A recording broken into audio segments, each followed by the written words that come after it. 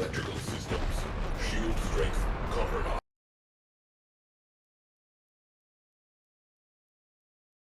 This is the follow-up of the previous RailJack build and farm video. After 60 days, I made some changes and is now, I would call it a 98% completed build for farming, for quick farming.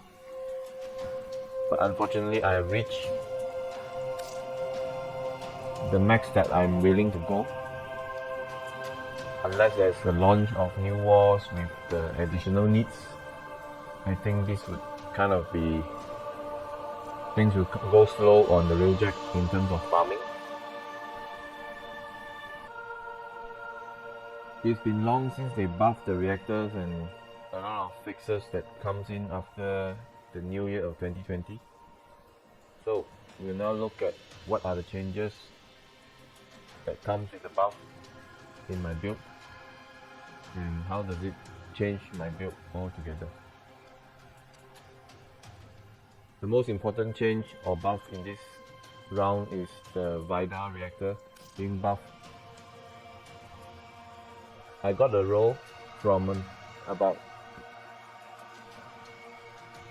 70 something that rolled into a 98 avionics.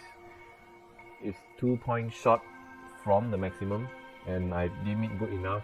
I don't suppose I would farm any further for the reactor, although I wouldn't mind a nice upgrade. The flux capacity that comes with it is quite nice considering this is a Vida. I believe it wouldn't go beyond 100 also. So together, both of these stats gives me a lot more flexibility in terms of how I can put in avionics mods to gain and do what I wanted to do or what I needed to do for the farming. Engine wise, I have gotten a 59.4 millimeter per second engine speed. The typical medium of the roll is about 30, so 59 is about top of the line already.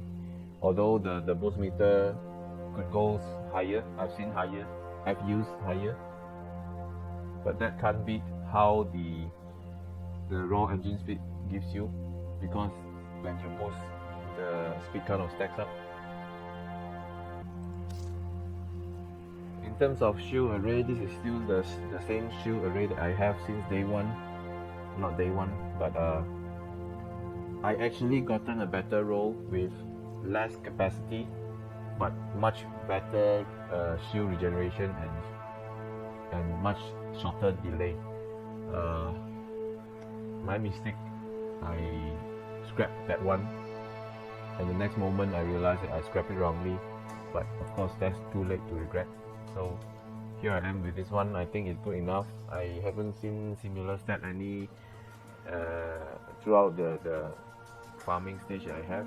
It's mostly in the 1 second, mostly 2 regeneration delay and some 3% of regeneration per second. I guess everyone knows by now that the cryophone has been nerfed to the ground. There's no point really to use it. It still generates some good damage, but the heat up rate and the shoot rate is simply too slow, and I found a better turret for the purpose. Why I'm using Casinox now is because this turret is rapid firing. The one important role it does now is to burst the yellow bubble in Rail. No has exited the RailJack. Missiles incoming. And believe me, bursting the yellow bubble helps a lot in your speed and in taking control of what and when you want to kill. So I kind of switched all my main turrets into Casinox. As for the missiles, I'm going for the Milati. Milati is still the best one. The main use is to take down the fighters trapped inside the white hole, but that's about it. I don't use it much other than that purpose. Don't need to. Now the most important part, the avionics. As you can see, I have maxed out my capacity, which means all 98 are used. How I use that? I have upgraded all these that are loaded, all these avionics to the max. I've swapped out one of the mods, replacing it with forward artillery. The artillery is very useful in terms of taking down the cruise ship. Either you are playing it solo, which I wouldn't recommend, or with partnering with your crew. If done properly, the cruise ship can be one-shot using your dome charge, and that's actually the fastest way of taking down cruise ship without needing to board the cruise ship. The entire farming experience using this method, you can pretty much get it done within like 5 minutes. One important tactical avionics that I would highly recommend is the fire suppression. Though it says extinguish 7 fires, in the actual gameplay I noticed that it only does 3 to 4. But it's worthwhile the investment of the mod points, because the fire suppression in this case is consuming your flux instead of your revo. And the revo, in most cases, you want to keep it for fixing your ship, the hull breach or whatnot. Nothing new here in terms of void hull and particle ram. These two are important as in to survive and to quickly take down big swarm of fighters. Munition vortex, although some call it great, I call it, if you have void hull, you really don't need to bother with munition vortex, because once you fire the munition vortex, the vortex is slowly moving to one direction and it's hard to control where the fighter will head unless you divert it with your RailJack itself. So I wouldn't recommend using this, but I'm keeping there nonetheless for occasion.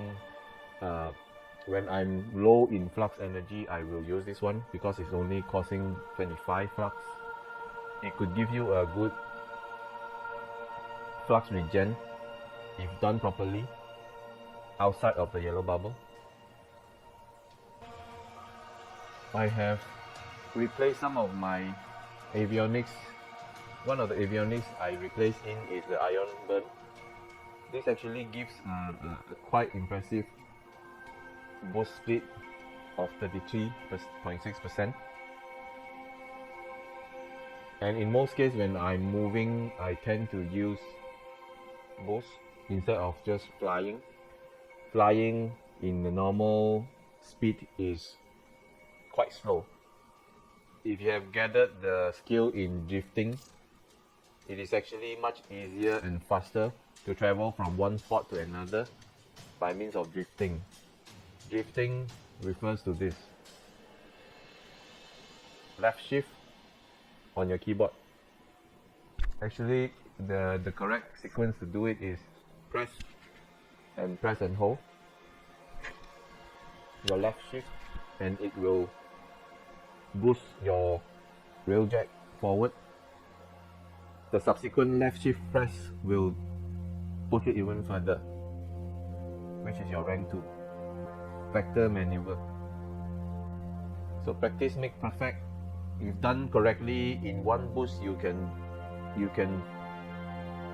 reach the sentient ship in 2 boosts recharge, or I should say 1.5 boost recharge. And hyperflux, the previous build I did not max it. Now with the additional avionic capacity I have maxed out, and it gives me quite a lot of capacity, 788 compared to the previous 600 plus, which is very useful and gives a lot of flexibility. The hull width, as usual, you want to keep it on for maximum protection. This one was not maxed out in the previous build, now it's maxed out. 77% for the crit damage. Increased speed. Health of 500%. Increased turrets damage. So pretty much you can tell from the strategy, you need health to stay alive, armor to stay alive, you need damage on your turret so that you can take down the yellow bubble, take down the cruise ship faster, and you need forward artillery to quickly take down the cruise ship to shorten your farming cycle time. Fires will render this RailJack non-functional. Flames extinguished.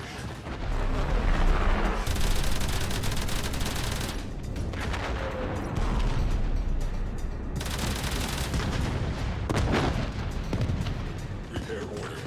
Electrical systems. Shield strength compromised. Scratch one cruise ship. Fires. Some boost speed for you to move from one spot to another for your sentient ship farming purposes. Shield recharge are optional. If you have the avionics, why not? I find that this is important to have the remote repair capability. This is important if you are playing solo. I'm waiting for the new wall to drop so that I can organically grow my intrinsic points and to a point where I have surplus, then only then I would rank up this one.